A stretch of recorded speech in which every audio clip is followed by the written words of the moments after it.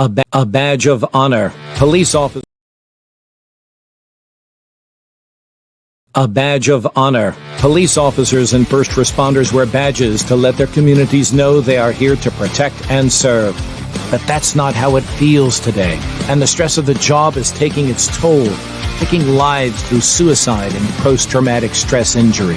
A Badge of Honor podcast features the cast of the same name, Sam Horwitz and John Salerno. Sam, John, and the team offer the first responders workshops through their critical incident stress management teams and mental health liaisons to offer state-certified T-COLE credit programs that save lives. It's time to smash through the stigma. It's time to heal from your injury, and it's time to back our blue. Welcome to A Badge of Honor podcast. Here are your hosts, Sam Horwitz and John Salerno.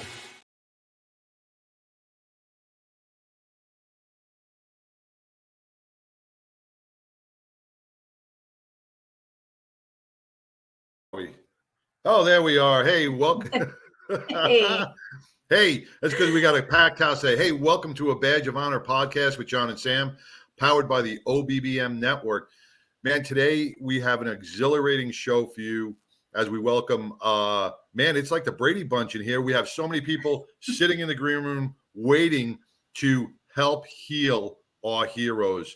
And, you know, I'm just saying that word kind of really gives me the chills because, you know, a lot of people here where we broadcast out of Texas, a lot of people do not know the services throughout the country that are available to them. And, you know, this is why A Badge of Honor podcast is so important because, you know, sometimes when somebody's battling, we don't know where to ask for help. We go to our departments, we go to maybe somebody who's a little cynical and says, hey, just suck it up.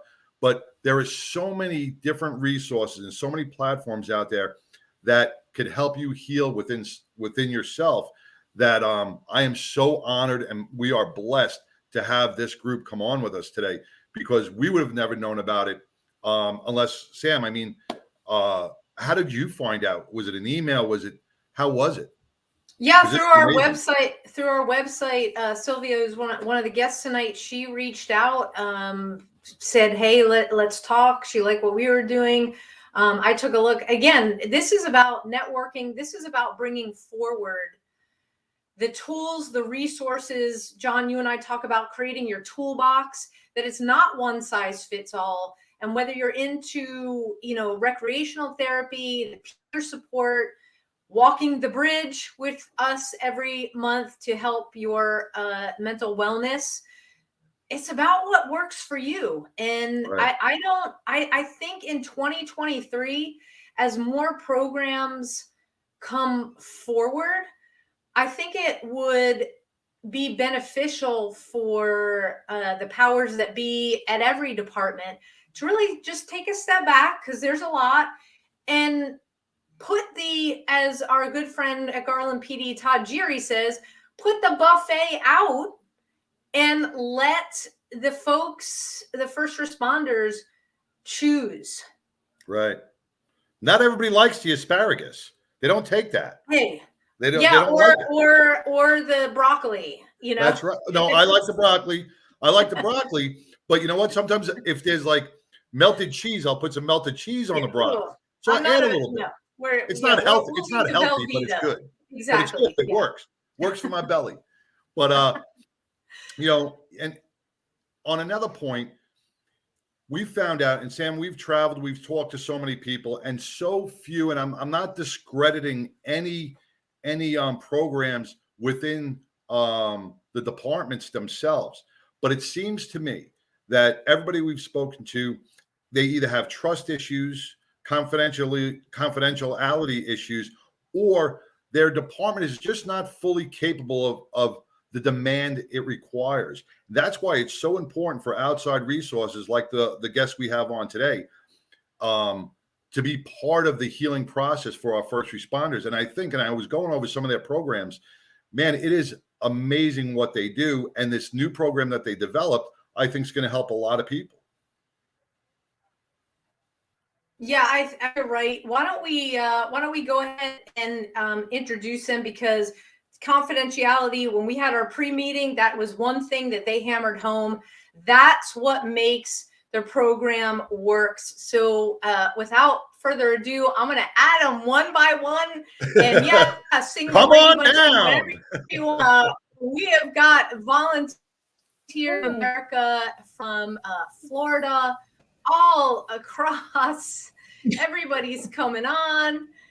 And hey, everybody, welcome to the show. Thank you, guys. Thank you. Sam, thank you so much for being here. Sam, and I live and breathe this about paths crossing for a reason. And, what we have here on the show today, all paths cross for a reason. And it's such a blessing to see so many people from another state, from people that we would have never met and known, that are doing the same work, that are out there healing, that feel in their hearts the same way we do. It's just one act of kindness can change the lives of so many just by being kind. We were at Walk the Bridge the other night, and I brought up something that did happen in Florida, a first responder who was battling, and he was going to take his own life one day. And he went to a convenience store, 7-Eleven, gets out of his truck to go buy a Red Bull, right? He's going to drink his Red Bull, go to the park, and that was going to be it. And a stranger held the door open for him and just said, "Hey, have a good day." And that was enough to change his mindset into there is humanity.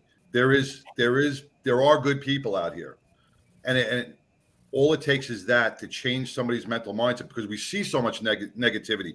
We eat it for lunch, breakfast, lunch, and dinner. And when one act of kindness gets us out of that crappy mood, it just changes everything. So thank you to the Volunteers of America for doing what you do on every single day for our first responders. Much appreciated. Yeah, and let's start out. I mean, Volunteers of America has been around for, I think that it's 125 years. Just whoever wants to start, just give us a little bit, everybody who's listening and watching, a little history. Okay, I'll lead it off. So yes, Volunteers of America nationally has been around since 1896. We in Florida have been around since around 1918. And we grew substantially in the 90s. So we serve about 5,000 people every year in Florida. We are in 17 counties and 28 cities. So from Pensacola to Key West and all around, we do housing, behavioral health services, and training, education, employment services in order to help folks become independent. So we serve people who have serious mental health and substance abuse issues, homeless veterans, elderly folks, families, etc. However, what happened was we partnered with the Shea Moral Injury Center of our national organization, the one that's been around since the 1800s, to put together this program. Initially, it was ReST for veterans. It was a 50-hour program. Mary Ladwig is a facilitator for that program. And then when COVID hit, it evolved into the ReST program, which we're talking about tonight, for first responders. It is an evidence-based program. There was a research protocol, and a lot of good things came out of that original program that seemed to also be echoed as folks complete surveys following ReST sessions that they attend for an hour, at a time. That's fantastic. So Mary, let's go to you. Thank you so much for your service. You started with the veteran program, how this got kicked off.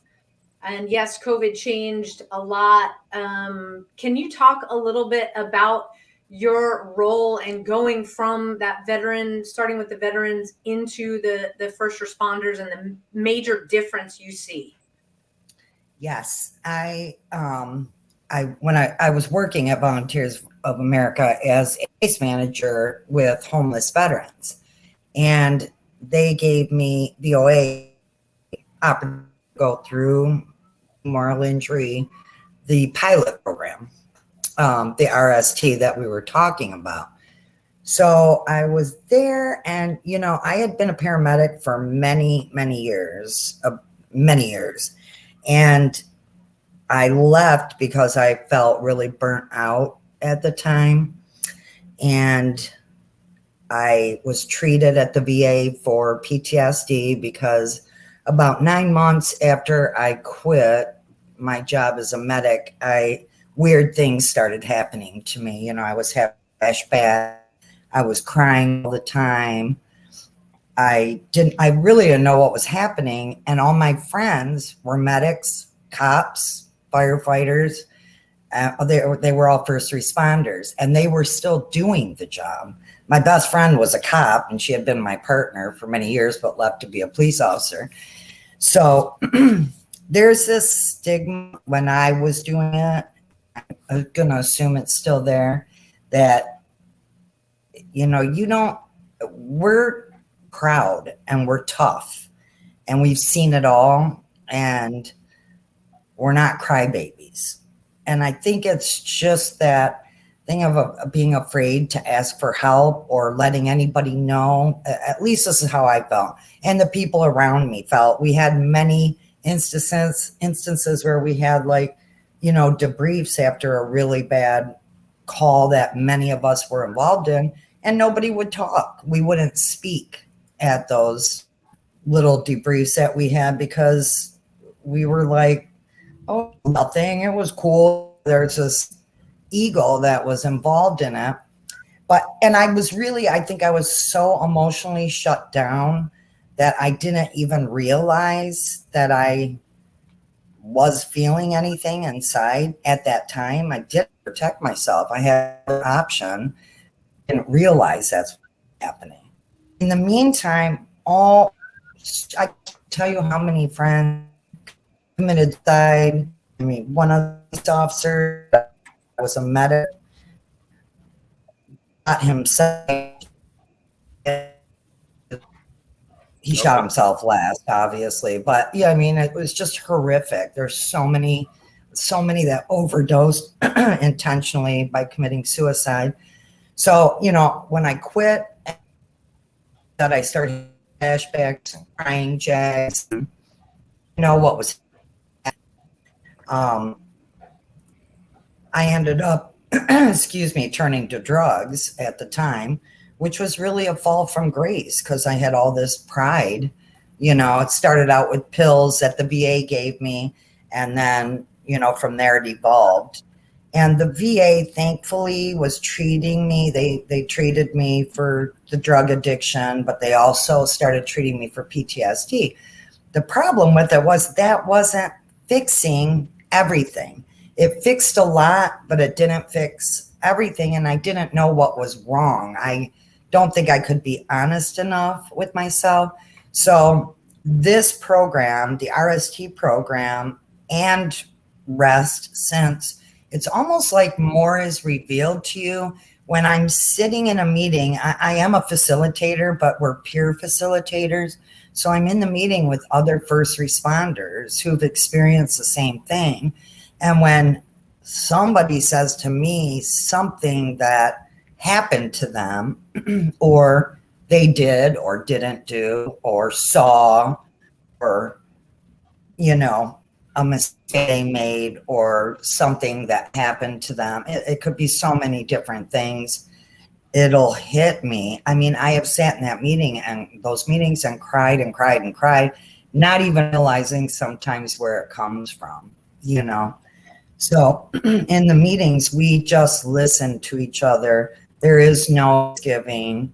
There's no really any crosstalk. We're just there to support each other, no judgment. And, you know, you're actively listening to somebody, and that somehow works, and we're healed from it. You know, so much has evolved in all the years that I've been getting treatment at the VA, because I'm a veteran, and luckily, and then to have the opportunity from VOA to go through the program and get to help others while I'm getting help myself is really amazing.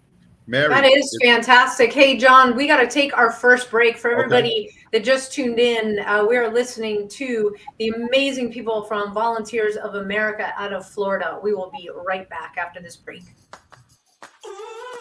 Move freely, America, without medical restrictions or penalty. Without medical freedom legislation in place, our rights and freedoms are one vote away from being dissolved. Move freely, America, with one voice, without fear of retribution, achieving a common goal, medical freedom. We the people make our voices heard by connecting with state legislators and engaging a constitutionally compliant medical Bill of Rights for all citizens. Individually, change is improbable, but as an aggregate, attainable. It's time to act with one voice. My voice. And my voice. And my voice. And my voice. To protect our freedom, creating one voice that cannot be ignored. This requires your voice, too. Move Freely America. Go to movefreelyamerica.org to find a chapter near you. Plug in, donate, and help our legislators defend our God-given rights under the Constitution. Move Freely America. My voice. And my voice. And together with your voice, we're one voice that cannot be ignored. Donate today. MoveFreelyAmerica.org. Hey, welcome back to a Badge of Honor podcast with John and Sam, and the wonderful organization, the Volunteers of America out of Florida, with their new program, ReST, that is going to service our first responders and has been serving our veterans. I want to welcome everybody back to the show. Mary, I had just your story touched me, and because I've traveled down those paths. I've walked alongside people that same path. But you brought up a term that's not used so much anymore, is that burnout. We're not using that word anymore, and that's an an older generation word, because that's what I was experiencing as well, is burnout. And burnout happens at a slow pace. It's almost like weight loss or weight gain. We don't see it until it's kind of too late. And everybody has different levels of burnout. And like you said, some of your friends were still on a job and they were really happy. And you're thinking, you're sitting back going, well, why me? Why only me? And they're still there, because everybody has a different threshold, or their resiliency is a little different. So, but one day when that music stops, and they retire and they're sitting home, like I said, Sam, in their underwear watching Judge Judy eating bonbons, it's going to hit in their head going, holy crap, who am I? I've lost myself. And that's why these programs and like ReST are so important, because we have to do the mental health thing from the beginning. We have to keep ourselves healthy throughout our career. Even if we don't need it, we have to be a part of it. And this way, when we do retire, when we do leave that service call, we are mentally healthy to take the next step in life, to look at that next chapter as an individual and not as a title of a first responder, police officer, firefighter that we've identified with for 20, 30 years. So thank you for sharing that, Mary. I do appreciate that. Thanks. I want to jump over to Stephanie for a second. First of all, this program also serves our frontline workers as well. So thank you for what you do. Stephanie, you're also a practitioner and a therapist. Do I have that right? Okay. So when you were creating this program, from a therapist point of view, what were the major touch points that had to be part of this? Because this is peer led, so it's not somebody coming in, sitting on a couch, doing EMDR, that whole kind of thing. What were the touch points that were like, this must happen for it to be successful? I think it's just that the fact that the sitting on the sofa and talking to somebody carries that enormous pressure and stigma to have to make the call, to have to go show up somewhere, to have to sit somewhere, to have to then be in a process of being vulnerable to somebody you don't know. All of that could not take place. That had to be taken out of the equation. So what was left was somebody that could call in anonymously, could use a phone number, call in anonymously, put a first name on the screen. They do need to show their face so when they come on, but then that next step of of being able to listen, if that's what you want to do, just be experienced with others with similar lived experiences that are going to also be on that call with 6 or 8 other people. And then you share if you want. But if you don't want to share and you want to listen to others who've had a bad day and who want to talk crap about their commander, they can do that. And you don't know any of those people because this is international actually, but it's also nationwide. So your people who are on the call with you are not from your locale. Right. Okay, so that gets into the confidentiality, which is so important. So how do you when you're facilitating it, how do you know that the people are not calling from the same place, and if they are, do they go in different rooms, or how does that work since this is a virtual program? Mm-hmm. No, so they come in, they put in a first name, what you want to be called during that session. So it can be whatever first name you want to be shared. You do have to share your video. So the experience is not experienced the same if we can't see you. So there's really 2 pieces. You put a first name that you want to be called during that session, and you share your video. Outside of that, there's no vetting. There's no way to know that somebody's not calling from your same department. If you join and you see someone, you can unjoin. You can go on and get out of that group if that happened to happen. I don't know that we have had that scenario yet because it's so diverse, and I don't know, it just hasn't happened. But so they would excuse themselves. That's a good thing. We would ask the supervisor to join another session if it was a supervisor-supervisee relationship. That's true. Okay. Yep. And so the groups, again, we said they are online. I'm gonna show a video here in a few minutes, but just to kind of give people the idea of what they're looking at. Should I just show the video? Is that a better way? So I'm going to use my technical skills here, and with this wonderful platform, we come on here and we use StreamYard every week, and we have to really thank them, John, because without that platform, what we're doing here, especially right now, as I get this up. Before you share the video, running, Sam, before you share the video. What?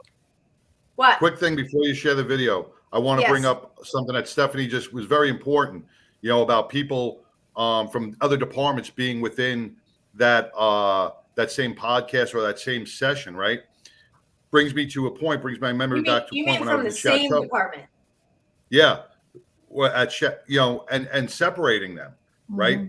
Not always, and I'm not always there because when I was in Chateau, I was doing the 30 days in Chateau recovery. We had a firefighter, right? A supervisor firefighter who was a lieutenant who was in the 30-day program with me, right? And people keep coming because they go at different times. About a week and a half into the program, another firefighter from that same department came to Chateau. They knew each other. And I'll tell you right now, it was the most heartwarming hug I saw 2 men do when they hugged each other and said, I didn't know you were battling. I didn't know you were feeling this way. I was like, oh my God. So if you have people from the same department, you gotta really question going, are they really providing the mental health care in that place, in that department that is needed for our men and women? So great point to bring up. Thank you, Stephanie. Sure. Yes, Mary. Yeah. I wanted to mention, as a matter of fact, to your point, John, Volunteers of America held a ReST session that I believe, excuse me, I think you guys asked me. Pat, were you and I running that meeting, or Bruce and I? There was a couple of us that ran through regular ReST session, and we all knew each other because we all worked together. And I don't think there was a dry eye in the house. And my first reaction going into the meeting was, I was saying to myself, I'm not saying a word. I don't want these people to know anything about personal life. I shared like stuff I didn't ever share, and everybody else shared too. So it was really, really cool. To your point, I think you're kind of gives you that comfort level, knowing that you're not alone. You know, you're not alone, and somebody in my own department is feeling the same way. So I don't feel alienated. Going, it's not just me; it's you too. Maybe. So Yeah. I don't know that everybody feels that way, but I think the majority of the people would feel a little bit of relief because it takes a lot of courage to be vulnerable and share from your heart. Yep, it does. Absolutely. Like we say, courage is not running into a burning building or jumping in front of a bullock, because we are trained to do that. The biggest act of courage is being courageous enough to raise your hand and say, I need help, and then going to get it. So before I share the video, we got to take another quick break and hear from our media sponsor. So we will be right back, everybody. Stay tuned. Interested in starting a podcast or TV show? Worried about what you'll say and how to keep it engaging? Think you'd like to be a guest on podcast, radio, or TV shows? Hi, I'm Susan Hamilton, owner and founder of OBBM Network, and I would like to invite you to an OBBM media training to get the tools you need for a relaxed and polished performance you'll be proud to share. Our specialized training techniques include role play, voice training, and everything you need to deliver a confident, clear, and engaging interaction. Go to offbeatbusiness.com. Go to the calendar and register for a training that's convenient for you. Dates available now, 214-714-0495. Hey, welcome back to a Badge of Honor podcast with John and Sam. And we are healing our heroes in more ways than you ever know today with the Volunteers of America out of Florida and their new ReST program. We were discussing really in-depth therapy programs and resources that are available to all our first responders and our veterans. And Volunteers of America is really paving that road even better and smoother, and making the transition easier to become more vulnerable, more outgoing, and being able to say what's really from your heart. But Sam, you were going to play a video just before we took that break. So if you got that uploaded, I am going to, we're gonna share the screen there. So for everybody that is listening on your favorite podcast app, you will be able to hear the sound, but you won't be able to see the video. So we'll share how you go ahead and do that. So can everybody see my screen over there? We got you. I can't see the screen yet. Are you guys able to see the screen? No. All right, so let's try this again. All right. Well, as Sam's doing the technical stuff. Okay, no, I got it. You got it? I got it. We are all good. Okay. We are all good. You just got to give Sam a minute to figure it out. Now you guys can see it, right? Yep, got it. You guys can see the screen, yes? Gotcha. All right, here we go. More.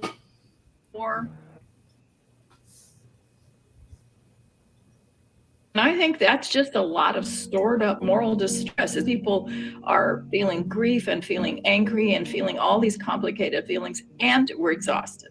Everyone suffers some kind of trauma in some part of their life. Everybody experiences a loss. Everybody gets into an accident. Things are just kind of held and suppressed for so long that we're looking for an outlet.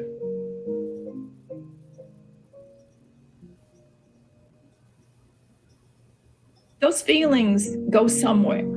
They don't just disappear because you ignore them and push them away. You have to do that to function. And so the first step in not being haunted by the things that you're carrying is just to be able to get them out, to take a moment, reflect, and look at them. We're going to do a few now. I'm going to leave it. And then I invite you to put both feet on the floor. ReST sessions are an opportunity for a gathering of a group of people. And while we're coming from different backgrounds, even different situations, we can all find a connection that can help each other out, to feel less isolated, to have the opportunity to talk about what's going on and to have some of that release to the burdens or griefs or other emotions. The beauty of the ReST program is that you go and you have a peer-led situation with other folks that are experiencing similar things to you, and you see yourself in that.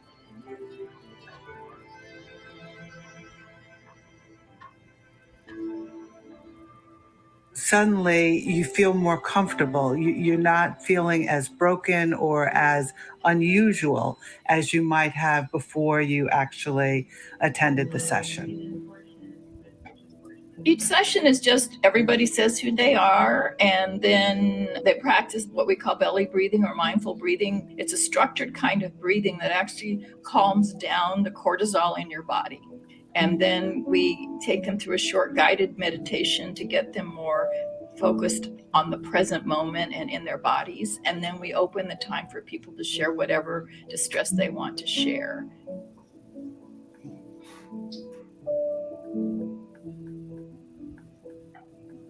Your negative experience, something really horrible that may have happened to you at work that's been bothering you, when you share it, it actually becomes a gift. Else, one person was saying, this is the first time I've been able to tell my story without crying.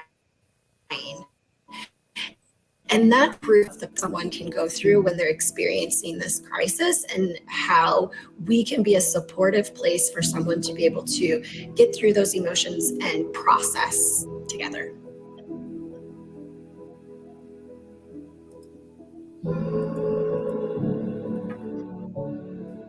There's no judgment.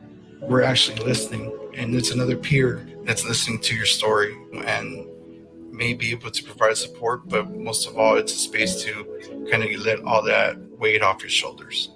There's this program here to kind of help you let it out and just share your story.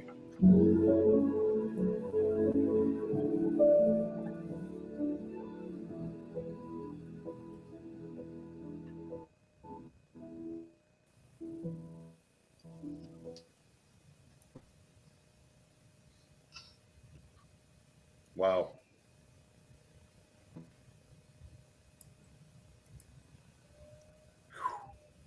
Tell you, anybody who's watching that doesn't identify with that, I think that identified with any first responder, any veteran, anybody who had a childhood trauma, whose resiliency is a little low, and that is powerful, powerful message that has to touch everybody in one way or another.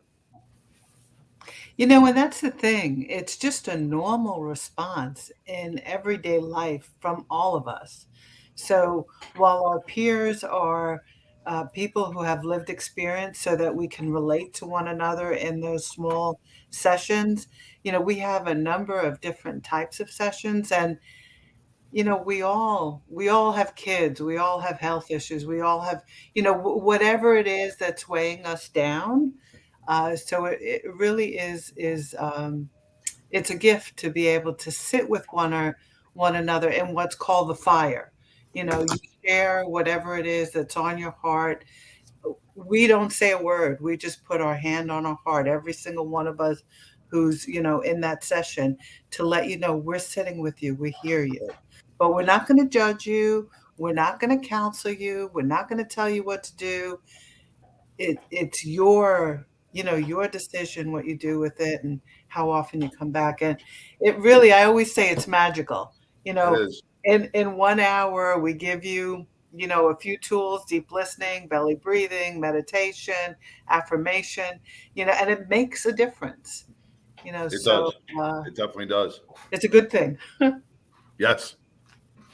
Yeah, we start some of our workshops when we get in with a hand on the heart, and it's giving yourself a hug, that release of I believe it's oxytocin, if I have that correct, right, Stephanie? Or right? Okay, I got that right. Just checking up on my science there. To be in a more comfortable place, and then you have the belly breathing as well, which is fantastic. How at the end of the video, it showed how people can reach out to you guys. How many groups are you running throughout the week? So the ones that are specifically targeted to first responders, I think, are 3 now: Sunday, Tuesday, and Thursday. Mary. So Mary, you're let me take you off a mute real quick. I got it. I'm sorry. That's okay. So sorry. Yes, it is. You're right, Pat. And it's one's at Saturday night is at 7 p.m. and Sunday nights at 8 p.m. Eastern time. And when's the third day?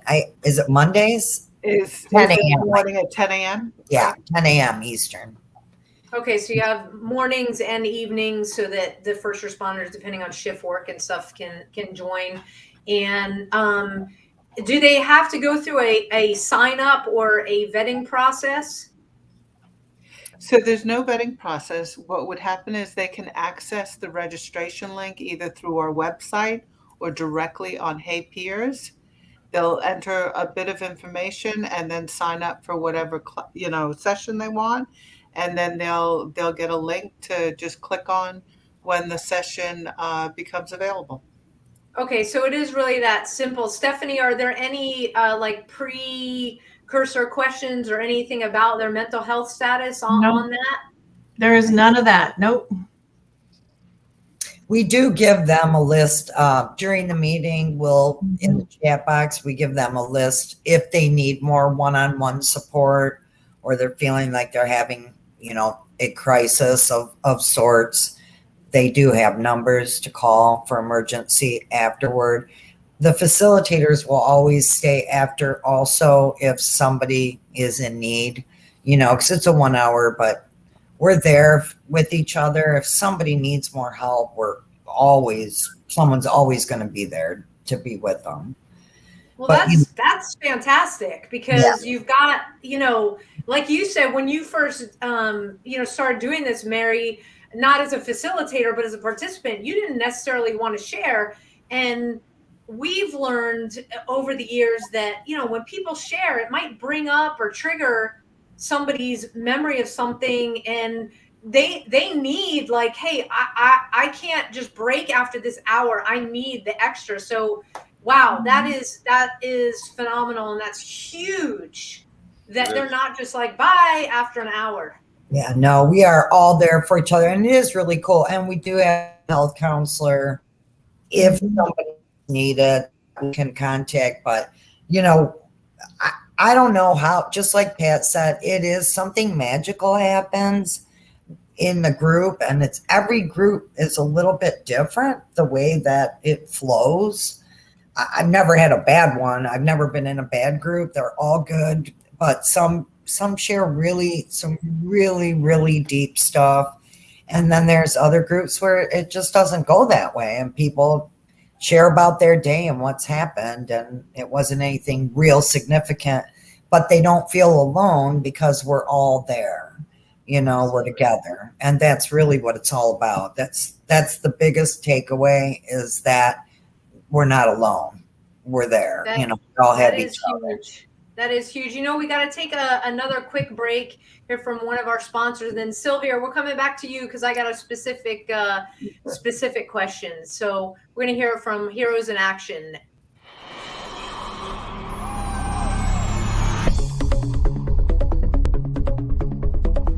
Hi, welcome to Heroes in Action. I'm Ray Amanat, founder and creator of this training system. I originally made it so that everyone can train for free.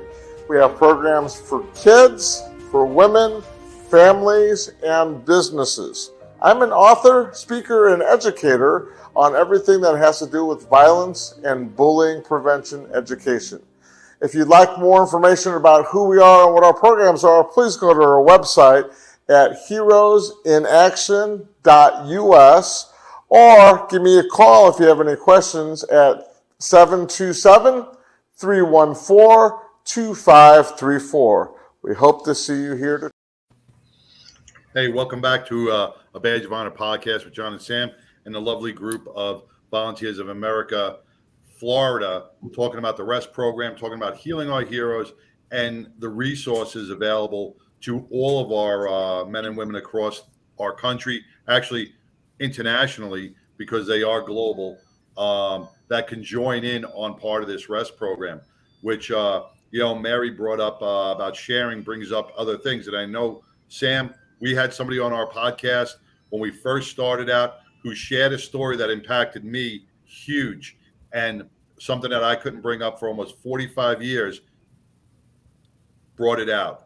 And because I saw somebody else, a man who had the courage to bring that up, and I was like, wow, now I can bring it up. And I have healed so much over the years. So it is hearing somebody else's story gives you some inner strength to go, okay, if they can do this, I can do this.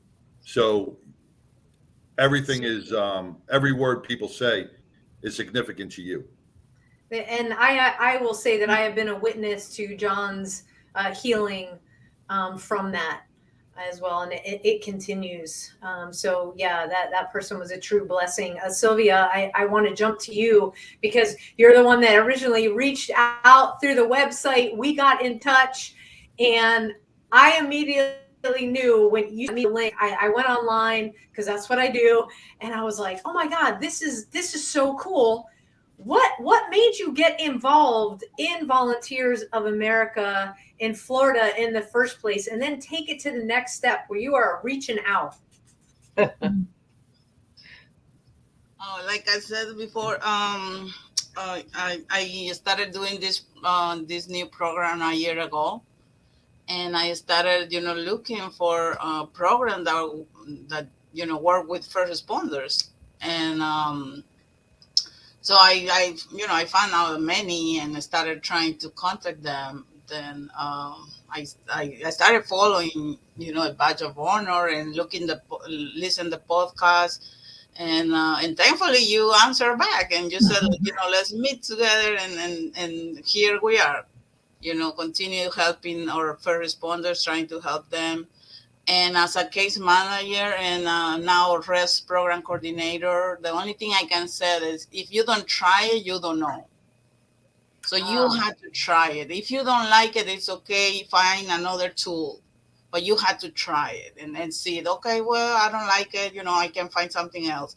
And as a case manager for 10 years, I always tell my clients, you have to try it. You have to try it. If you don't like, even with food, if you don't taste it, you don't know how it tastes, So you have to try it. You have to try it. And if you don't like it, there is 1,000 more tools that you can try until you find the right one for you. It's like broccoli, Sam. It's like broccoli. Well, look, Sylvia, that is the key. That is the key because, look, if creating your mental wellness toolbox or creating your own mental health recipe was easy, everybody be doing it, right? The fact is that we all bring our own stuff to the table, but we all connect with different ways to heal. So peer support throughout 2022, programs across the country have been growing. We're partnered with different peer support programs that we have seen in action that work. We've also experienced and talked to the peer support facilitators inside police departments where it's all smoke and mirrors so that the department can say, hey, we've got this, and 20 our first week, 20 people from the department reached out, so it must be working. And they're not asking follow-up questions. They're not doing the survey, so getting the evidence base. And one of our favorite departments that we like to pick on that we travel to in November, Chicago, just got basically nailed by their own inspector general over, trumped up numbers, saying that they had the most successful peer support program in the United States. And they've also got one of the highest suicide rates in the entire country. We heard it from the people that are running the programs out of their mouths that it's like, yeah, so what? We got this peer support program. We don't get to do what we're supposed to do because they don't give us the time or the money or the space or a room or a phone or anything to do it. Yeah, and that was the big thing. And Sam, we got to speak to that peer support because everybody who's on the peer support teams, they truly want to help. They truly want to be there. But it's the department's policies that they'll be taken away for a robbery in progress or a car theft or burglary. And not, when you're in session with somebody and talking to somebody, you can't be pulled away. You have to be able to have the time and the ability to make that person feel comfortable, be it 15 minutes or 3 hours. You have to set aside those times. But on the flip side of the departments, they are so understaffed, so undermanned that they can't provide all this service and still get out there and protect the public. So it's a double-edged sword on a lot of aspects. And that's why this program is so phenomenal. Teresa, when you came on right before, we were talking a little bit about what you do for Volunteers of America of Florida. How do people go about just getting more involved, whether it's with you guys at a staffing volunteer level or with becoming a facilitator? Yeah, we have a website. It's restforfirstresponders.com. And the website is full of all that information, how to become a facilitator, when the meetings are. So again, it's restforfirstresponders.com. That is will be a valuable resource to the and is it the number? It's the number 4, right? Yes. Yeah. REST. I'm gonna put the number 4 firstresponders.com. Now You'll be able to see that video too. Yep. Teresa, let me ask something, okay? Because you guys are all from Florida, Volunteers of America from Florida. That does not mean you have to be a facilitator who lives in Florida. You could be anywhere in the world and join their group and be a facilitator. So don't think because you live in the UK and England and you're a first responder, you can't help out the Volunteers of America here in Florida. Just because you live in Chicago or Pennsylvania or you can be part of this program. All you have to do is just go. It's based in Florida, but it's global. Everybody is welcome. Yep, the meetings are all online, available from the comfort of your home on an ongoing basis. So support is here when needed. And our focus is in Miami-Dade with this grant. We have Dallas, Texas, and we have Denver, Colorado, but we're not limited to those 3 locations at all. Janet, thanks for coming on. I know you were in the midst of travel. Let's talk about you. You are the face of Volunteers of America. And how long have you been the CEO, executive director? Well, first of all, thank you for this opportunity and for being such a great ally for us to spread this powerful resource to our first responders. I have served with Volunteers of America for 24 years and the last 10 as president and CEO. But I must admit that this is one of the most exciting and powerful initiatives that we have ever embarked. So we're looking forward to all the goodness this is going to continue to do and all the great allies like you that will hopefully let us spread the gospel of this amazing tool. And it is an amazing tool. And as John always says, my God, this almost hour has flown by. We always like to say that we are all in this together. This is providing mental health and wellness to the world. It takes every organization bringing forward the best of what they have so that we can heal as a human race and be out there being the best that we can be, whether you are a first responder or a mom struggling every day because you feel overwhelmed with whatever the mental health issues, to families that may have needs of their own and they want to, reach out to get additional resources or just talk to people who are there, who get it, who understand. So thank you so much for being with us tonight. You guys rock the house. You rock the podcast. You're the largest group we've had on, and we cannot thank you enough again for all of the amazing work that you do for our first responders and for our veterans.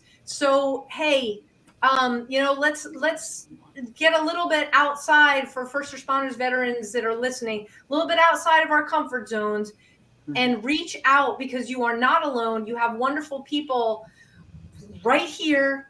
All you have to do is visit restforfirstresponders.com. It's on the bottom of the screen. Sign up for a peer support led virtual call. You'll put your first name, completely confidential. They take it from there. And if something triggers you, if you need the extra, don't just drop off, stay on, and they will get you the help that you need. They will stay with you. They will walk virtually, hand in hand with you. And so, thank you. Thank you so much. You'll see that video up there too. So, guys, we will be in touch for sure. Yes. And again, we can't thank you enough. Thank you all. Have a great night. Thanks, everybody. You too. Thank you. you. Take care. Good night. Night. Man, Sam, take care, everybody. You guys are all more welcome if to stay on for the rest of the show and listen from the green room. We're not kicking you out. You don't have to leave the store. There's sodas and pictures available in the gift shop. But no, Sam, it's wonderful to see others such as this wonderful organization doing this for our first responders, and that they reached out because, this is what it takes on share. This is why sharing and networking is so important within this community, because this is a program that here in Dallas, Texas, we would probably not have really, maybe not even heard of unless Sylvia reached out and said, hey, and now we can fully back it and support it and bring it further. So it's walking alongside organizations that are going to lead the way, that are going to help and serve our first responders. And I'm proud to be part of what they're doing. Absolutely. This won't be the last that you hear about Volunteers of America and their first responder ReST program. Hey, there are lots of ways to support. We can't do this every week without your support. We can't continue to provide the scholarships to our first responders to attend our workshops without your support. For all of those who have donated, thank you so much. We've got a really cool program going on called Roundup for First Responders. What does that mean? It means you get to go onto our website. It's right there, badgeofhonor.com. Click on the donate button, and it'll take you to that program where you're rounding up to the next dollar, whatever you want to purchase. And what that means for you is you personally get to change the life of a first responder by allowing them to attend one of our workshops. The departments only have so much in their bank account, and mental health continues to be below the paper clips, is what I like to say. It's getting a little bit better. So your gift goes directly to first responders. So please visit our website, click on that donate button, and just do the Roundup program. It's really awesome. So that's Roundup for First Responders. We also have so much coming up. We want to give a huge shout out to Carry the Load. You can see their flag right behind me.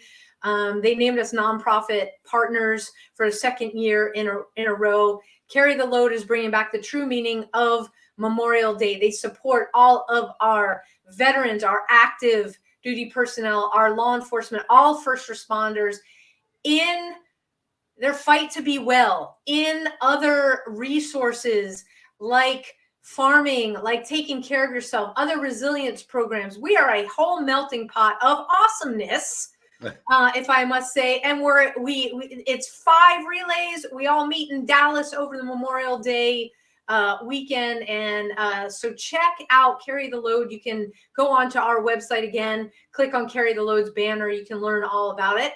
And hey, we've got a team, so feel free to register and join team, a badge of honor right there.